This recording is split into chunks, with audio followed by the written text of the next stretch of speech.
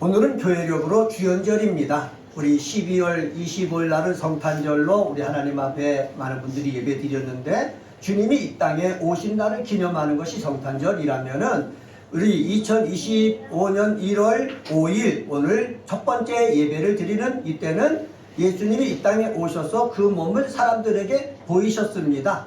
동방에서 온 박사들에게 그 몸을 보이셨습니다. 그래서 주님이 나타내 보이셨다 해서 주현절로 교회력에서 지키고 오늘 본문을 택해가지고 은혜를 나눕니다.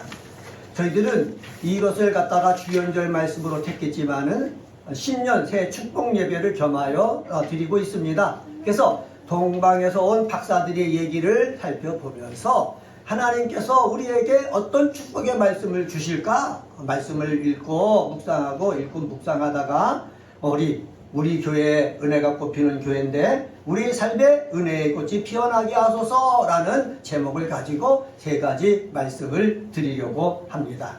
한번 따라서 해봅시다. 우리 삶에 은혜의 꽃이 피어나게 하소서.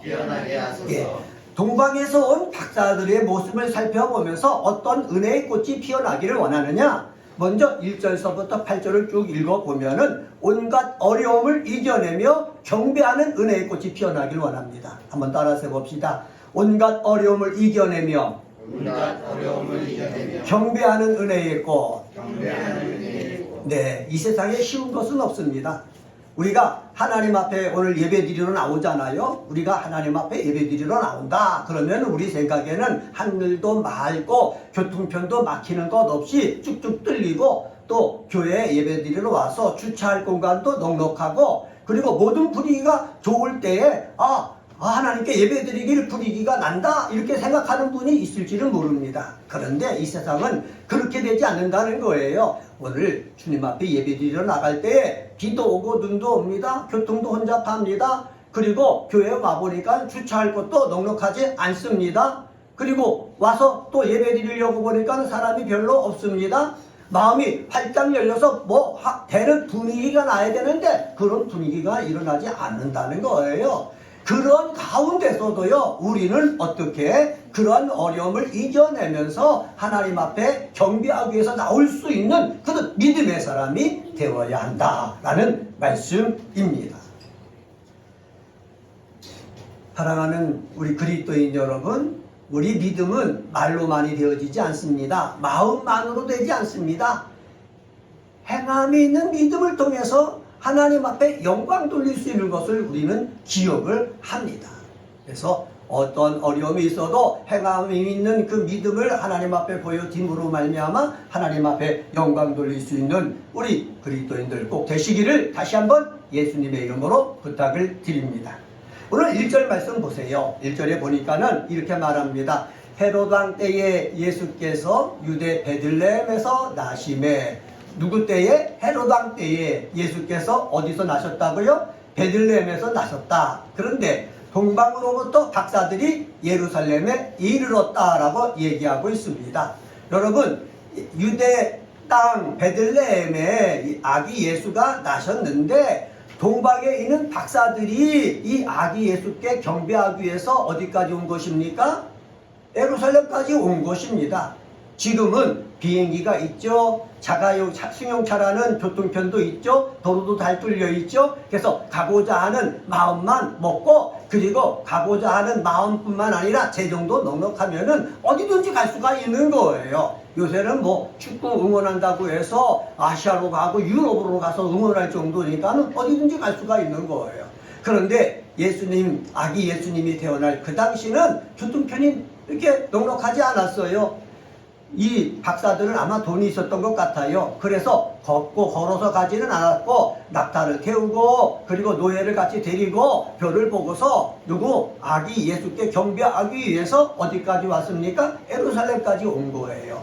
예루살렘까지 오는데 놀면서 왔겠습니까? 쉽게 왔겠습니까? 편하게 왔겠습니까? 아니라는 거지요. 그쪽에는 다 건조한 사막 기후입니다. 낮에 걸으려면 떼약빛이 쬐는 거예요. 제가 성지순례를 갔었는데 한 번은 가이드가 우리 사막에 내려주고서 여기서 저기까지 한 1000m 되나요? 한번 걸어가 보시죠 라고 얘기를 하는 것입니다. 그래서 우리도 버스에서 내려가지고 걸어가는 거예요. 100m쯤 가니까는 땀이 나고 더워가지고 허걱거리는 것입니다.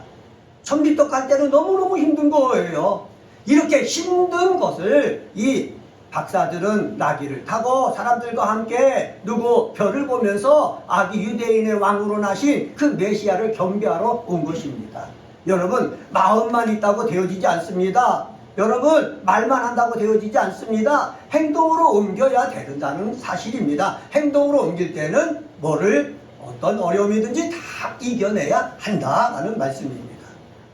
우리 지금 겨울입니다. 밖에 가면은 나무들이 있습니다. 나무들이요, 봄 되고 여름 되고 가을 되면은요, 나뭇잎이 파릇파릇한 나뭇잎이 붙어 있습니다. 그런데 겨울이 되면은 이 나뭇잎이 다 떨어집니다. 왜 그렇습니까? 나무가 살기 위해서 그런 거예요. 나무가 살려면은 겨울철에 밑에서부터 물을 충분히 흡수해야 되는데 충분히 흡수하지 않고 자기 살 정도로만 흡수되니까는 그 외에 격가지들은 다 떨어져 버리는 거예요. 그러면서 이 나무가 견디는 겁니다. 추위를 이겨내는 것입니다. 언제까지? 다시 땅에서 영양분이 공급될 때까지 이겨내는 것입니다. 그렇게 견디고 이겨내니까는 다시 땅에서 영양분이 공급되니까는 잎이 피어나고요, 열매가 맺고 꽃이 피는 거예요. 우리들도 마찬가지입니다. 모든 형편이 좋을 수만은 없습니다. 어려울 때 우리는 비상 시기가 되어야 되는 것입니다.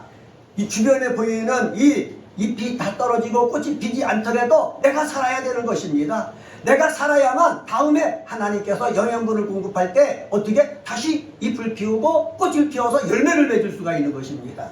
여러분, 내가 살기 위해서 우리는요, 어렵고 힘들어도 마음이 고달퍼도 내가 정말 예배드리러 나갈 수 있는 마음의 상태가 아니어도 나와야 되는 것입니다. 누가 살기 위해서? 내가 살기 위해서. 한번 따라서 해봅시다. 내가 살기 위해서 어려움을 이겨내고 하나님 앞에 나와야 하는 것입니다. 예, 내가 살기 위해서 나와야 되는 거예요. 그래서 내가 살아난다면은 저절로 때가 되면은 뭐가 맺힌다고요? 나뭇잎이 자라는 거예요. 꽃이 피는 거예요. 꽃이 피면은 뭐도 맺힙니까? 열매도 맺히는 거예요. 다시 제가 지난번 교회에 있을 때 카자흐스탄에 단기 선교를 다녀온 적이 있습니다. 훈련을 받고 여기서 비행기를 타고 알마티라는 공항에 내리면은 저는 바로 선교지가 주변에 있는 줄 알았습니다. 그런데 거기서 하룻밤 우리가 기도하면서 자고 기차를 타고 가는데 기차를 타보니까는 신대용 기차예요. 하루 종일 기차로 가는 겁니다. 음식을 먹을 게 어디 있습니까? 그러니까는 누룽지를 가져가서 뜨거운 물을 부어서 불려가지고 그것을 먹으면서 북쪽 끝까지 올라가는 거예요. 러시아 접근까지 올라가는 거예요. 그렇게 어렵고 힘들고 잠 못 자면서도 갔는데 힘들지 않은 거예요. 왜 그렇습니까? 내 속에 예수 그리스도를 전해야 되겠다는 열망이 있었기 때문에 그렇습니다.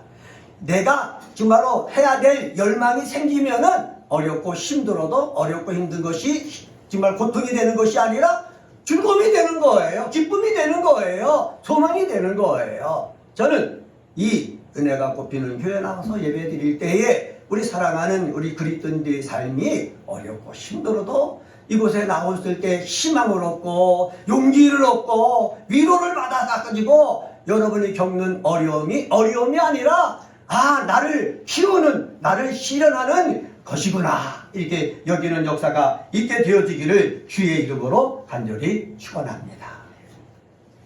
이 박사들이 예루살렘에 왔습니다. 예루살렘에 와서 물어보는 거예요. 유대인의 왕으로 나신 이가 어디 있느냐 물어보는 거예요. 여기 2절 말씀 보세요. 유대인의 왕으로 나신 이가 어디 있느냐. 우리가 동방에서 그의 별을 보고 그에게 뭐하러 왔다? 경배하러 왔다 얘기하는 것입니다. 동방에서부터 그의 별을 보고 그에게 경배하러 오는데 어려웠었다고 그랬죠. 힘들었다고 그랬죠. 그것을 각오하고 왔다는 거예요. 그런데 정작 예루살렘에서 이 말을 들은 유대인들은 어떤 반응을 보입니까? 그러면 더 환호해야 되잖아요. 야, 우리가 기다리던 메시아가 나셨대. 그러면 우리가 그분을 찾으려고 애써야 되겠고 그분한테 가서 경배드려야 되겠다, 이렇게 생각을 해야 될 텐데 오히려 헤롯 왕이 대제사장들과 서기관을 불러서 말합니다.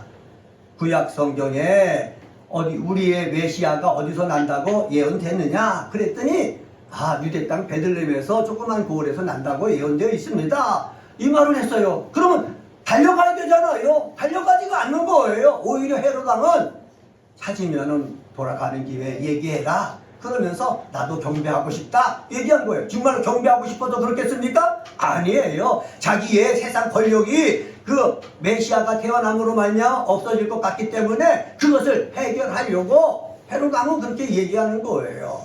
여러분, 세상은 이렇습니다. 정말로 메시아가 태어났음에도 불구하고 직접 가서 축하해주고 함께 해줘야 되는데 자기 이익을 따지고 있는 거예요. 그것 때문에 이 세상이 정말 어둠 속에 계속해서 머물 수밖에 없습니다. 이 세상이 계속해서 어둠 속에 머물어도 우리는 그 사람을 보고 믿음 생활하는 것이 아니라 이렇게 예수에 대해서는 모르고 구약 성경에 대해서는 모르지만은 하늘의 별을 보고 또 하늘의 신호를 알고 경배하러 온 이 박사들을 보면서 우리도 이렇게 살아야 되겠다라는 그러한 믿음이 있어야 되겠습니다. 여기 보면은 경배하러 왔다 이렇게 표현하고 있죠. 헬라어를 제가 찾아보니까는 프로스퀴네오라는 단어를 썼습니다. 프로스퀴네오라는 단어는 뭐냐면은 낮은 자가 높은 자에게 깊은 공경의 표시로 무릎을 꿇고 엎드려 이마에 땅을 대다 라는 의미라고 주석도는 해석을 했어요. 박사들 어디 이방이지만은 한가닥 하는 사람입니다.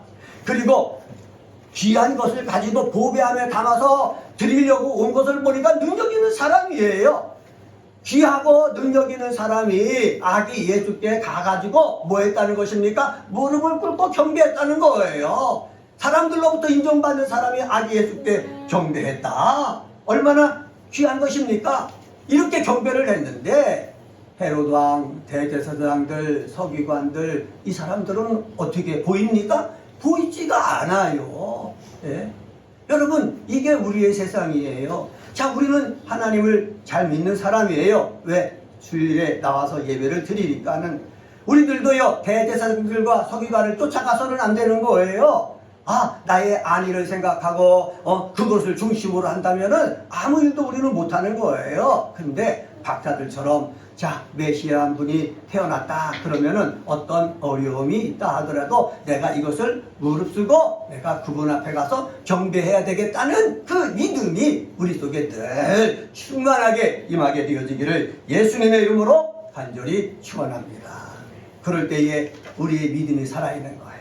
그럴 때 우리 예배가 살아있는 거예요. 그럴 때 하나님의 역사가 나타나는 거예요. 오늘 우리 전도사님 기도하실 때 정말 말씀의 권세가 임해가지고 우리 듣는 자들 속에 하나님의 역사가 나타났으면 좋겠다 그랬는데 제 소원이에요. 제가 기도하는 거예요. 다른 것 하지 않아도 말씀을 듣는 가운데 성령이 임하고 말씀을 듣는 가운데 병든 자가 낫고 악한 영이 떠나가고 하나님의 음성이 들려서 문제를 해결할 수 있는 지혜가 자꾸 예배 드릴 때마다 위에서부터 지혜 들려지고 정말로 살아계신 하나님의 역사를 경험하는 일들이 우리 이곳에서 일어나게 되어지기를 주님의 이름으로 간절히 축원합니다. 5절에 보면은 이렇게 말씀합니다. 5절 말씀 보세요. 이르되 유대 베들레헴이오니 이는 선지자로 이렇게 기록된 바라고 말씀하고 있죠. 메시아가 어디서 나겠느냐? 유대 베들레헴에서 나겠다. 그런데 여기 성경에서는 선지자들에 의해서 예언된 말씀이 기록된 바라고 얘기하고 있어요. 예수님이 이 땅에 태어나신 것, 그것은 하나님께서 선지자를 통해서 미리 예언하신 것이죠. 그러니까 예수님이 태어난 것은 그 예언을 이루기 위해서 태어난 거예요. 예수님이 유대 땅 베들레헴에서 나신 것은, 마구간에서 나신 것은 뭐를 이루기 위해서다? 하나님께서 선지자를 통해서 주신 말씀을 이루기 위해서인 거라는 거죠. 그래서 주신 말씀이 중요한 것을 여기서 알 수가 있어요. 우리가 왜 성경을 읽어야 됩니까? 날마다 왜 성경을 묵상해야 됩니까? 주신 말씀을 내가 먼저 알아야 되기 때문에 주신 말씀을 알고 있을 때에 하나님이 말씀하시면은 이해가 되고 하나님이 말씀하시면은 이게 나에게 이 뜻으로 해주셨구나 라고 알 수 있기 때문에 우리는 주신 말씀을 늘 읽고 묵상해야 될 줄 믿습니다. 자, 첫 번째 제가 말씀드린 것이 무엇입니까? 온갖 어려움을 이겨내면서 경배하는 은혜의 꽃이 피어야 된다라는 사실입니다. 주신 말씀을 기억하고 그것을 이루기 위해서 경배하는 은혜가 있게 되어지기를 바랍니다. 두 번째로 9절서부터 11절을 통해서 찾아볼 수 있는데 그것은 바로 뭐냐? 예물을 드릴 능력과 믿음이 있는 은혜의 꽃이 피어야 됩니다. 한번 따라서 해봅시다. 예물을 드릴 능력과 믿음이 있는 은혜. 예. 이 박사들이지 않습니까? 한 부분에 다 뭔가 한 가닥씩 하는 사람이에요. 뭔가 한 가닥 하는 사람이 즉 유대 땅 예루살렘의 조그마한 나라에 메시아라는 사람이 났다고 유대인의 왕이 났다고 쫓아갈 필요는 사실 없어요. 그런데 이들이요, 유대인의 왕으로 나시는 것 같다라는 것을 알면서부터 이렇게 같은 생각을 품은 사람이 세 사람이 있습니다. 이 세 사람이 얘기한 거예요. 저 표를 보니까는 유대 땅에 유대인으로 나신 위대한 사람이 온 것 같다. 우리 같이 가서 경배하자. 그랬더니 세 사람이 동의를 한 거예요. 그러면 가기 위해서 말로만으로 갈 수 없지 않습니까? 마음만으로 갈 수 없지 않습니까? 우리는 가서 경배하는데 그러면 우리가 예물을 준비하자라고 예물을 준비했어요. 어떤 박사는요, 황금을 준비했어요. 황금을 준비한 박사는 뭐냐? 돈이 최고라는 것을 알기 때문에 그래요. 우리도 삶을 살아나갈 때 돈이 최고라고 한 사람이 있어요. 그 사람은 돈을 모으기 위해서 열심히 일하는 거예요. 그것도 하나님이 주신 복이라는 사실이지요. 그래서 하나님이 주신 물질이 복이니까는 이 물질인 이 황금을 가지고 내가 유대인의 왕께 내가 경배 드려야 되겠다. 이렇게 보배함을 통해서 준비를 했어요. 또 한 박사는 뭐를 귀중하게 생각하느냐 하면은 여기 유향을 귀중하게 생각하는 거예요. 유향은 뭐냐면은 예배 제사 드릴 때에 향례를 피우는 향기예요. 그러니까는 이 사람은 이렇게 제사 드리는 거, 예배 드리는 거 예전을 귀하게 생각하는 거예요. 박사이지만은. 그래서 나는 유대인의 왕께 좋은 향이 나는 이 유향을 준비해서 드리겠다. 그래서 유향을 준비해서 보배함에 넣었어요. 또 한 박사는 나는 모략이 귀중하다. 모략은 무엇입니까? 사람이 죽었을 때 그 시신을 부패하지 않기 위해서 하는 그 향이거든요. 그러니까 이 사람은 죽음의 세계에 관심이 많은 거예요. 그래서 내가 올 때에 모략이 가장 귀중한 거다라고 생각해가지고 보배함에 뭐를 집어넣은 겁니까? 모략을 집어넣었어요. 이것을 가지고 왔어요. 가지고 와서 어떻게 했습니까? 드렸어요. 자기가 귀중하다고 생각하고 최고라고 생각하는 것을 준비해서 그리고 준비할 정도로 능력이 있고 그리고 이것을 드릴 진짜 드릴 믿음이 있는 거 그거는 복 가운데 복인 줄 저는 확신합니다. 우리 사랑하는 그리스도인 여러분, 내가 물질을 드리고 싶다 했을 때 물질을 드릴 수 있는 그 능력이 나에게 있다는 거 복이지 않습니까? 내가 드리고 싶은데도 그런 것이 없어서 드리지 못할 때 얼마나 마음 아파해요. 사랑하는 우리 은혜가 꽃피는 교회 우리 그리스도인들에게 2025년도에는 하나님께서 열심을 다해 일할 때에 인정도 받고 일감도 많아서 내가 하나님 앞에 뭐 드려야 되겠다, 선교해야 되겠다, 구제해야 되겠다 그럴 때 마음껏 드릴 수 있는 그 물질의 축복이 임하기를 예수님의 이름으로 간절히 축원합니다. 또 다 물질만 소망하는 게 아니잖아요. 한 박사는 뭘 드렸다고 그랬어요? 유향을 드렸다고 그랬지 않습니까? 유향이 뭐예요? 예배 드리는 것을 귀중하게 여기는 거예요. 우리 은혜가 꽃피는 교회 그리스도인들 2025년도에 하나님 앞에 나와서 예배 드리는 것이 귀하다라는 그런 확신을 가지고 주일날이면은 이곳을 향해서 나와서 비록 적은 인원수지만은 하나님 앞에 영광 돌리고 기도하고 말씀을 듣고 다시 힘을 얻어서 나가는 역사가 있게 되어지기를 주님의 이름으로 간절히 축원합니다. 그리고 세 번째 박사는 모략을 드렸다고 그랬지 않습니까? 모략은 뭐예요? 죽음의 세계를 준비하는 거예요. 여러분, 우리도 죽음의 세계를 준비하지 않습니까? 이 세상의 삶이 이것으로 끝나는 게 아니고 이후의 삶이 있다는 거예요. 영원한 삶이 있다는 거예요. 예수님이 부자와 거지 나사로 비유를 말씀해 주셨잖아요. 거기서 나오는 것이 무엇입니까? 부자는 생전에 너무나 많으니까 가지고 있는 것이 너무나 많으니까는 날마다 잔치하고 신나게 놀다가 보니까는 죽은 거예요. 끝이 있다는 거예요. 근데 나사로는요, 부자보다 넉넉하지는 못해요. 그런데 이 나사로도요, 죽어서 끝났어요. 그런데 죽으면 끝인 줄 알았더니 이 부자는 입에 혀에 물 한 방울이라도 죽였으면 좋겠다라는 그 간절함이 있는 거예요. 그리고 보니까는 나사로는 세상 살 때 부족한 듯 살았는데 천국에서 아브라함의 품 안에서 편하게 지내고 있는 것을 본 거예요. 이것을 예수님이 비유로 말씀해 주셨습니다. 이 말은 무엇을 뜻합니까? 이 세상에 삶을 살면서도 물질도 있고 모든 것이 있어야 되겠지만은 어떻게 해요? 하나님 앞에 영광 돌리는 그러한 삶의 모습을 우리가 유지해야 된다라는 것을 알려주기 위해서 그런 것 아닙니까? 여러분, 물질만 가지고 있지 말고 이 물질 그리고 예배만 내가 귀하게 여기지 말고 나와서 예배 드릴 수 있는 그러한 믿음의 사람이 되어지기를 주의 이름으로 간절히 축원합니다. 11절 말씀 한번 봅시다. 11절 말씀 함께 읽어보겠습니다. 시작. 집에 들어가 아기와 그의 어머니 마리아가 함께 있는 것을 보고 엎드려 아기께 경배하고 보배합을 열어 황금과 일향과 우리를 예물로 드리니라. 아멘. 집에 들어갔어요. 집에 들어가 보니까는 어머니 마리아와 함께 아기가 있어요. 근데 거기에 엎드려서 뭐 했다? 경배했다. 그리고 이 보배함을 누구께 드렸다? 아기 예수께 드렸다 라고 얘기하고 있습니다. 여러분, 우리가 경배할 때는 누구 앞에 해야 되는 겁니까? 아기 예수께 해야지요. 삼위일체 대신 하나님 앞에 해야지요. 한번 따라서 해봅시다. 우리가 예배할 대상은 삼위일체 하나님입니다. 그리고 또 한번 합시다. 우리가 예물을 드릴 분은 삼위일체 하나님입니다. 네, 우리가 와서 예배를 드릴 분은 하나님이에요. 우리가 와서 헌금을 드리잖아요. 기도를 드리잖아요. 대상이 누구라고요? 목사가 아닙니다. 교회가 아닙니다. 누구예요? 하나님이라는 사실을 우리는 잊어서는 안 되는 거예요.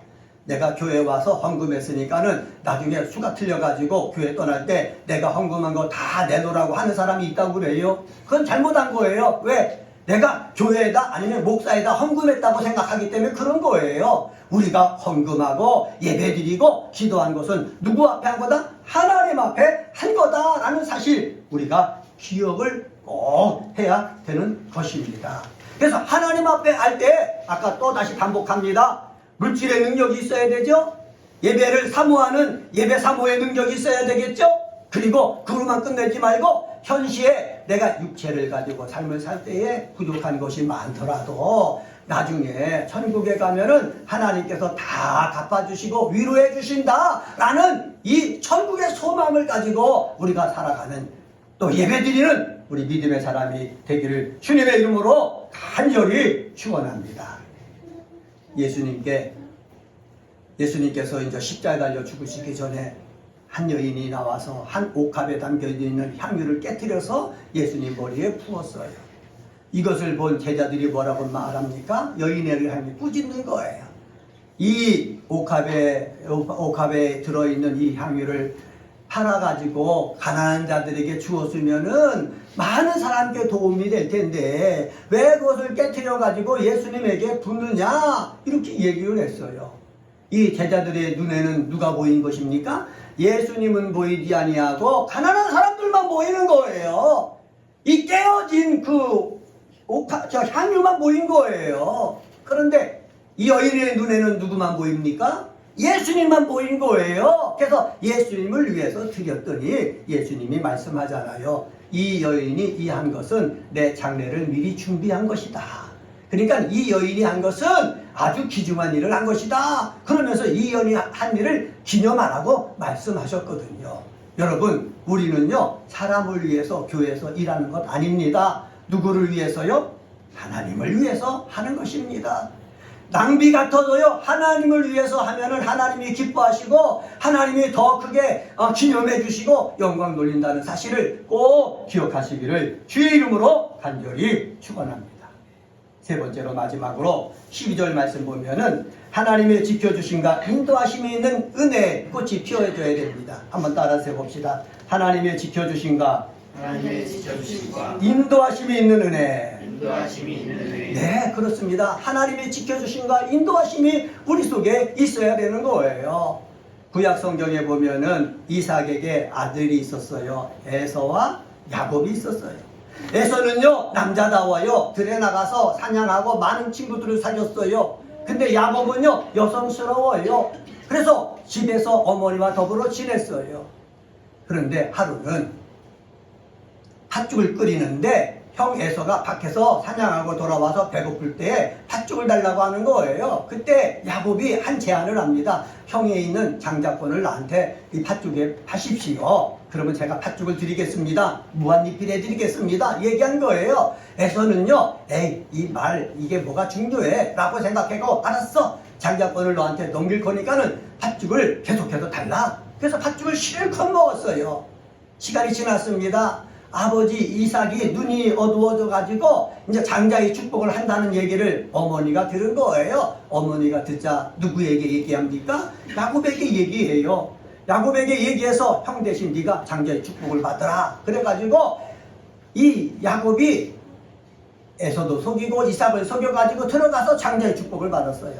나중에 에서가 와서 아버지한테 장자의 축복을 달라고 했더니 먼저 내가 줬다. 그에게 장자의 축복이 임할 것이다 하니까는 에서가 화를 내가지고 누굴 죽이려고 합니까?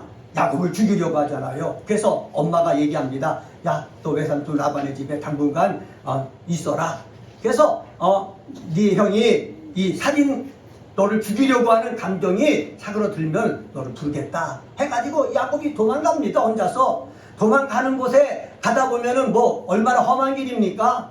가다가 밤이 되니까 잠을 자야 되잖아요. 하나님께 기도했겠죠. 하나님, 내가 이렇게 외삼촌 라반의 집에 갑니다. 하나님 도와주세요. 기도했는데 하나님이 응답해 주시면 얼마나 좋아요. 응답이 없는 겁니다. 기도하다가 잠을 잤어요. 잠을 잤는데 꿈에 사닥다리가 하늘까지 닿아 있는 것입니다.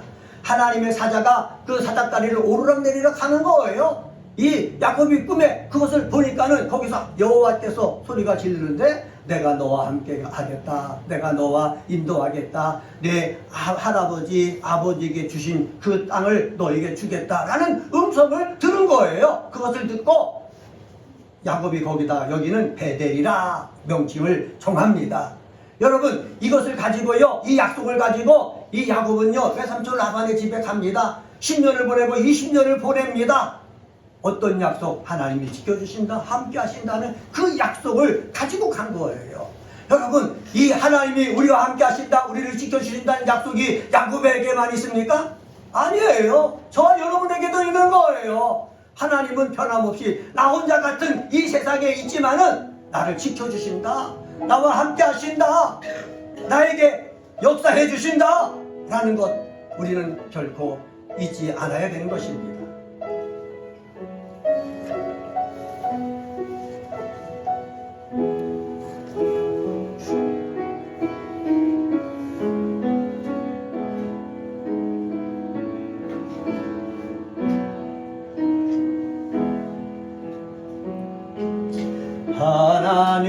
하나님은 나를 지키시는 자, 나의 우편에 그늘 되시니 낮의 해와 밤의 달도 나를 해치 못하리. 하나님은 나를 지키시는 자, 나의 환난을 면케하시니 그가 너를 도우시리라. 너의 주님을 지키시리라.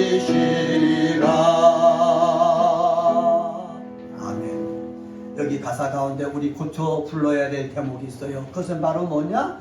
나의 환난을 면케하시고 라는 단어예요. 여러분, 제가 시편을 연구하다가 이것을 원어를 찾아봤거든요. 하나님은요, 우리에게 환란이 올 때 면케해 주시는 분이 아니에요. 그 환란을 이기게 하시는 분이에요. 요셉이요, 형의 위임을 받아가지고 어디에 갔습니까? 노예로 팔려갔어요. 그랬을 때 하나님께서 그 환란을 면케하신 것이 아니라 그 환란을 이기게 하신 거예요. 감옥에 들어갔어요. 감옥에 들어가는데 그것을 면케하신 것이 아니라 그 감옥에서도 이기게 하셨어요. 하나님은 이기게 하셔서 지켜주시고 인도하시는 줄 믿습니다. 여러분도 삶 속에 어떤 어려움이 여러분 누르고 있습니까? 누르고 있더라 하더라도 하나님은 그 어려움을 이기게 하시는 줄 믿습니다. 하나님은 사도 바울을 통해서 로마서 8장 28절에 이런 말씀을 주셨습니다. 하나님을 사랑하는 자 곧 그 뜻대로 부르심을 입은 자들에게는 모든 것이 합력하여 선을 이루느니라. 환난이 와도요, 이것을 이겨서 선으로 만들 수 있는 능력이 있다는 거예요. 왜? 하나님이 지켜주시기 때문에, 하나님이 함께 하시기 때문에, 하나님이 형통케 해주시기 때문에. 창세기 읽어보세요. 요셉에게도 하나님이 함께 하셨다, 하나님이 형통케 해주셨다라는 말이 계속 나오지 않습니까? 오늘 보면은 동방의 박사들도요, 예수님 앞에 경배를 했습니다. 경배하고 돌아갈 때 예루살렘을 통해서 경배하면 편하게 돌아갈 수, 예루살렘을 통해서 경유해서 가면 편하게 갈 수가 있는 거예요. 그런데 꿈에 나타난 거예요. 하나님이 나타나셔서 말씀하신 거예요. 자, 예루살렘 헤로데게로 가지 말고 다른 길로 해서 너희 고국으로 돌아가라 말씀하신 거예요. 하나님이 지켜주신 거예요. 헤롯 왕은요, 그 당시 박사들이 어디에 있다라는 얘기를 들으면은 그 메시아로 태어난 아기 예수를 죽일 생각까지 하고 있었거든요. 그런데 아기 예수를 살리고 박사를 살리고 지켜주시고 또 메시아 대신 아기 예수를 인도하기 위해서 하나님께서 계시해 주신 거예요. 이 계시를 통해서 동방박사는 자기 고향으로 돌아갔잖아요. 아기 예수는 잘 자라가지고 하나님의 뜻을 이룰 수 있는 하나님의 일꾼이 되었잖아요. 우리들도 마찬가지입니다. 험한 세상 가운데서 하나님과 함께 하시고 또 하나님이 주신 힘으로 열심을 다해 삶을 살면은 하나님은 계속해서 지켜주시고 인도하셔서 하나님의 뜻을 이루게 하실 줄 믿습니다. 기도하겠습니다.